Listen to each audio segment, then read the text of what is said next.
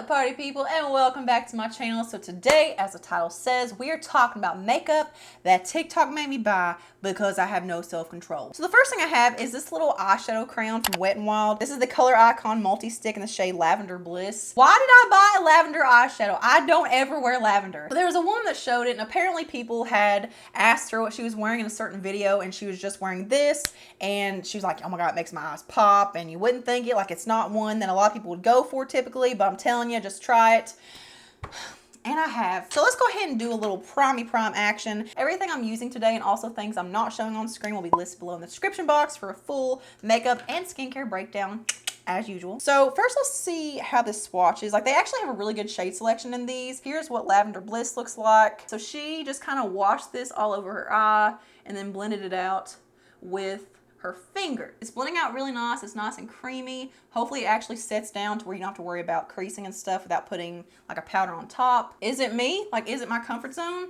Hell no. So for mascara, I have this Maybelline, the Colossal Curl Bounce. So this was something that I saw Bethany Frankel talk about. So let's just talk about Bethany Frankel for a second, okay? If you don't know who she is, don't worry, I didn't either. I think she's on the Real Housewives of, like, probably New York or something like that. Is that a thing? Is there a Real Housewives of New York? I really don't know. She's a really rich woman, and her entire TikTok is based on recommending affordable and drugstore makeup. Like, she talks about how she goes out and buys like everything at the store, and she recommended this, and I've had this in my collection for a little while. It's not really one I gravitate towards a whole lot, but I'm gonna give it a fair shot because Bethany recommended it. Honestly, half these products in this video could be called Bethany Frankel made me buy it. So it's got like a slight curved bended wand. So Bethany doesn't really give a whole lot of detail in her TikToks. Like, she just kind of says, this is the best mascara. That's not New York either. This is the best mascara. This is all you need. I don't know how to talk New York, okay? I'm from the South. I actually will never understand why people consider Kentucky the South. It is not the South. Like, South is Florida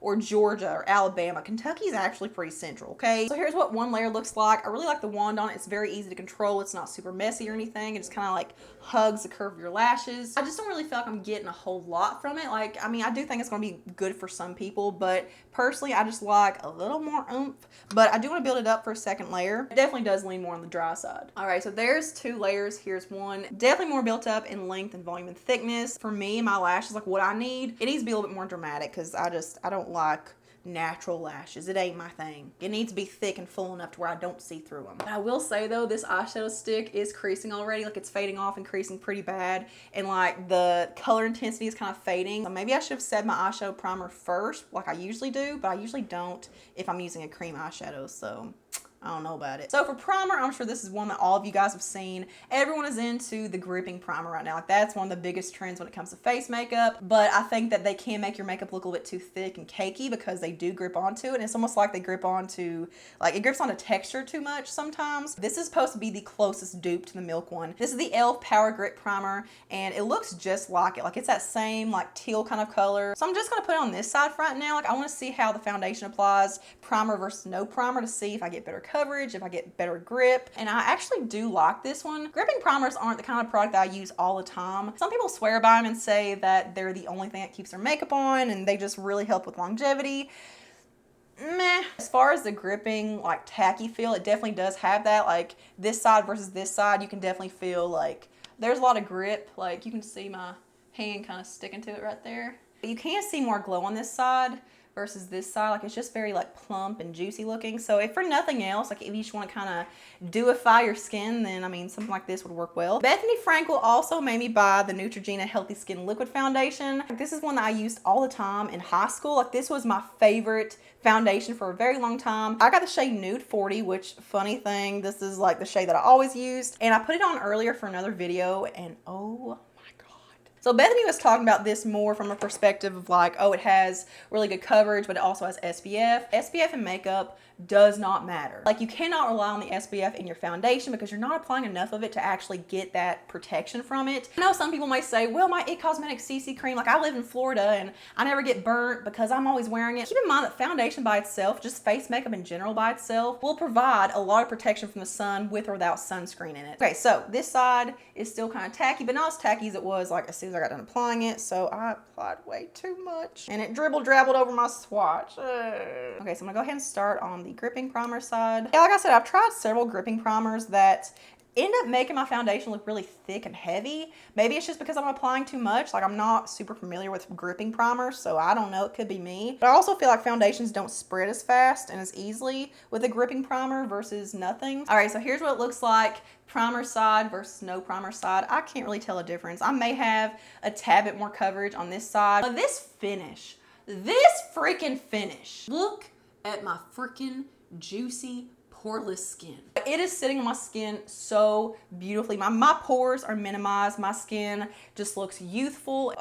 It's a good one. So moving on to concealer. So this is one I think Maybelline is trying to make go viral because I've seen tons of sponsored videos of this product. So this is the Maybelline Superstay Activewear 30-Hour Concealer. I'm gonna be honest, I've actually had this concealer for a while. I bought it several months ago and I didn't like it whenever I first started using it because it was so thin and it just seemed like it was super watery, almost oily, and I couldn't build it up. And then I started seeing people talk about it in those sponsored videos. I just kind of briefly listened just to kind of get a gist. They keep talking about how it's full coverage and, you know, it's like the Superstay foundation, which is full coverage. So I thought maybe I didn't shake it up enough. There's been a couple of products like the Makeup Revolution Eye Bright Concealer, which I love, that when I first started using it, it was super oily and there was no coverage. It was almost too thin to even build up. And then I shook it really, really well and it builds up so much better. Like, the formula is a 10 out of 10 now. So I thought maybe I just need to shake it up really, really good. So I'm gonna try to do it justice and I'm gonna let it sit there for a couple of minutes and just kind of like let my skin absorb the pigmentation. Every other time I've used this, I've applied it with a sponge. So maybe it's just one of those formulas that works better with a brush. So let's just blend this out. I think this is gonna blend out really fast with this. Okay, there's what it looks like with one layer and the brush. So that did build up a lot better. It looks a lot smoother and the coverage is even better. I do want to build it up just a little bit just to see if we can get a smidge more. So I'm not going to let this layer dry. I'm just going to go ahead and stipple it on. Oh my God, these brushes are amazing. So there's what it looks like on my dark circle cavage. Covers up really well and it's a nice smooth, it's like satin finish kind of formula, which I think is perfection for pretty much any skin type. Yeah. That looks pretty good. All right, so I feel like I need to do something with my brows. I feel very like naked mole ratty. So I just saw a video a couple days ago of someone using a hair gel for their brows, like to do like the soap brow laminate kind of thing, I guess is what they call it, like the brow lift thing. This is the Schwarzkopf Gotta Be Ultra Glue Invincible Styling Gel, which as you can see is a hair product. So she just took a spoolie and, you know, kind of drizzed it in there. Just made up a word there. I don't know about it. I'm not a big fan of the whole soap brow thing, but I'm willing to give things a shot. So I'm gonna go ahead and brush them up. Ooh, I probably should have done this before foundation. You live and you learn. She had hers sticking up pretty high, but she laid them down like this where they look like you've been in a wind tunnel. Then she went in with her spoolie and just kind of like went along the very like top line of the brow and just kind of smoothed everything out. Except hers were a little more high than what I'm doing. And they looked good on her, but I can't do it. It definitely does give you a very lifted look. And I feel like, especially if you have hooded eyes or like if you just want more lid space, like look at this. Like it makes my eyes look 10 times more open. And it makes me look like I have a lot more eyelid space. The hold, like I feel it. It's there. I appreciate it. I'm just not sure about doing it after foundation. So I'm just going to take the spoolie, like I said, and just kind of go along the top just to lay it down a little bit. Yeah, I can see my foundations now pulling apart and stuff. So do this before foundation. But then again, if you do it before foundation, then if you get it on your skin, well, you can wipe it off. I was gonna say if you get it on your skin, your foundation won't stick to it. But there is hair glue guy and no hair glue guy. Moving on to what I am most excited for. I actually had to order this from Look Fantastic, which is in the UK. So it took about a week or so to get in, but that's the only place I can find these so far. This is the Revolution Pro Hydra Bright Cream Blush in the shade Peach. And it's pretty obvious that this is trying to do the Charlotte Tilbury Pinkgasm highlighter one, the one that everyone uses as blush. It's got the exact same packaging where you can twist it on and twist it off so it won't like continuously leak. The people I've heard talk about this on TikTok say it's an exact dupe for Pinkgasm. And then I've read some comments and reviews saying that Peach, which is the shade that people are talking about, is too orange. So we're gonna see for ourselves. Okay, this is not a dupe, you guys. Like this shade, I can already tell you, is way too orange. This may be a dupe for Peachgasm. Is that what it's called from Charlotte Tilbury? But the color's a really pretty warm peach with gold shimmer. And look, here's the thing with the Charlotte Tilbury Pinkgasm, okay? It's a beautiful shade, but the formula does not last in my skin at all. I'm talking like 2 or 3 hours max. I cannot get it to wear well on me. It's just way too moisturizing or oily or something. Maybe if you have dry skin, but for me and my oily skin or like normal oily skin, like I'm not that oily, it just will not last. But the blend is beautiful. It just melted in my skin. It looks so radiant and glowy. Like I do not need a highlighter. I don't need a highlighter. Now, does it last?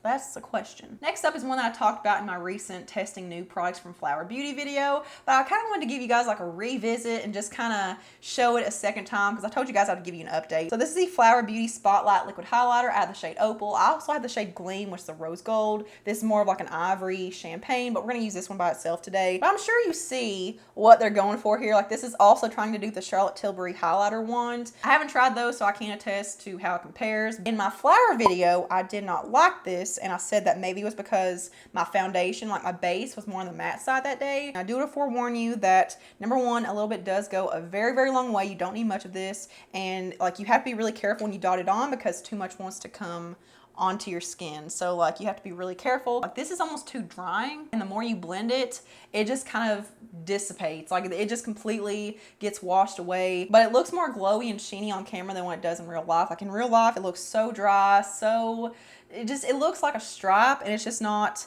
meshing and melding with my skin and also the products that it's sitting on top of. Like I don't know if you guys can see that on camera, but it looks cakey and textured and just patchy and separated. Like it kind of separates your foundation and your like base products underneath it apart. This is no go. I don't like this product at all. Powder. I'm not a powder person anymore. I used to be a setting powder fanatic. I've since realized that setting powder is not what I need. However, the trend on TikTok right now is using a pink tone under eye setting powder to really make your face bright, and apparently like that's like the best kept secret that none of us have known about all this time. I got the e.l.f. Halo Glow setting powder in the shade Light Pink. I haven't used it. We'll see. You may be wondering, like, Ashley, how are you able to have oily skin and not use setting powder? Girl, this right here, check it out. Look, I'm a firm believer that setting powder, although it's supposed to fix your makeup to make it last longer and stuff, I think most of the time it can be more harm than good. I mean, there are situations where I think it's called for, but as far as like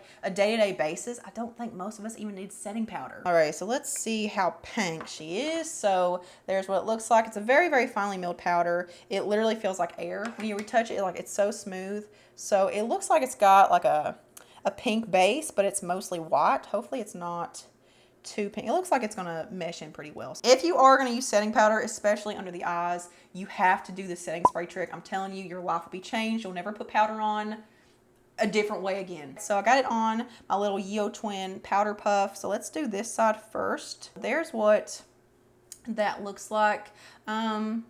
Very brightening. It's definitely more of, oh, it's super smooth, that powder. Oh my God. This one meshes into my skin tone pretty well. Like it doesn't look like it's obviously not my right undertone. So, I mean, side to side, you can see that's pretty nice. I'm not mind blown, but I'm also not like super underwhelmed. You know, I'm kind of in the middle. I'm kind of lukewarm. Going back to the eyeshadow though, I do want to talk about the Wet n Wild crayon stick. I've only had this on for a couple of hours or so, like maybe an hour and a half, if that. Can you see what's happening? Like it's got this like wet creasing action. Like the color is completely washed away and faded. Like it's not very vibrant anymore. It's very toned down and muted. Maybe I should have set it with a powder, even though you shouldn't have to, because that would like dull it. Let's just do it just for the sake of the argument, okay? I'm gonna show you guys, like look from side to side. So this is freshly applied.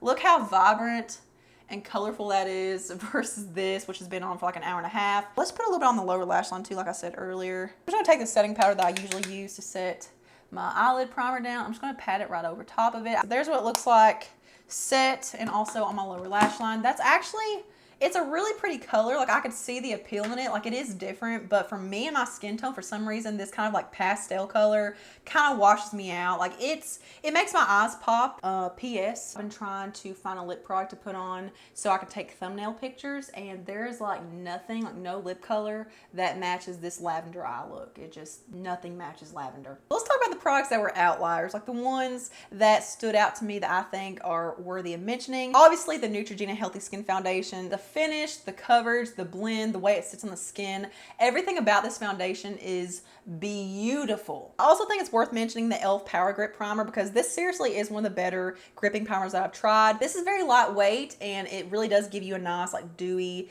juiciness to start off with, and I feel like the gripping aspect, like the tacky feel, does help to kind of lock onto your foundation and help it wear better. The Revolution Pro Hydra Bright Cream Blush is so beautiful. The color, the sheen, the glow, the blend, like everything about this is gorgeous. Hopefully it wears well. It may be like a Charlotte Tilbury one on me and just melt off within like 2 hours, but hopefully it doesn't because this is like, I think it was like $12 or $13. It's really good. And then the e.l.f. Halo Glow Light Pink Powder. I really do like this as far as the formula goes. Like I said, it's very smoothing. It's very like soft focus, blurring, and like with most powders, I can feel the heaviness of them. This doesn't feel like I have powder on. Like I feel like it could be a little more pink, but I feel like it's just enough to where it's brightening, and it kind of has calmed down a little bit. Like it's not as brightening as it was when I first applied it. So that is it for me testing out some makeup that TikTok made me buy. I hope you guys enjoyed it. Let me know in the comments below, what is something that you have been pressured and influenced by on TikTok, and what have you found that you've absolutely fallen in love with? I need to know in the comments below. Give this video a big old thumbs up if you enjoyed it, if you want to see more videos like this where I test out things that I buy from TikTok. And here's a couple more things for you to check out next to just venture around the channel, make yourself at home. Subscribe if you're not already, and turn the notification on to always see my stuff. Everything that's on my face right now will be linked below in the description box, and I will see you guys in the next one. Mwah.